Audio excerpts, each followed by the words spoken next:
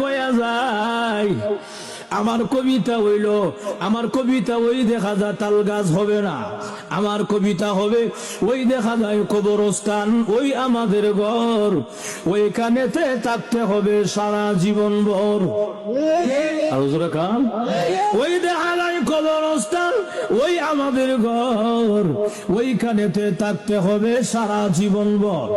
ও কবর তুই চাস কি, টাকা পয়সা নেসনি, সুদ ঘুষ কাসনি বলে না, টাকা পয়সা নেই না, সুদ ঘুষ খাই না, মুমিন বান্দা পাই না, একজন যদি পাই এমনি জান্নাতের বাগান হয়ে যায়।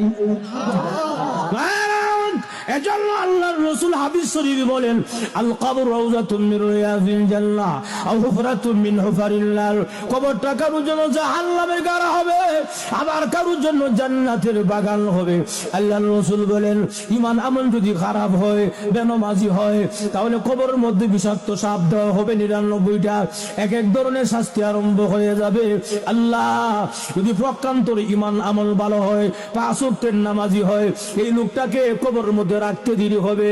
একজন ঘোষণাকারী ঘোষণা দিবে, ও আলবিসুহু মিনাল জান্নাহ ও আফরিসুহু মিনাল জান্নাহ, আমার বান্দাকে জান্নাতি পোশাকটা পরায়া দে, আমার বান্দাকে জান্নাতি বিছানা বিছায়া দে, এবং কবর থেকে একটা ছিদ্র কইরা দে, জানালা কইরা দে জান্নাত বরাবর, যেন আমার বান্দা কবরে ঘুমায়া ঘুমায়া জান্নাতের আরামায়েশ ভোগ করতে পারে।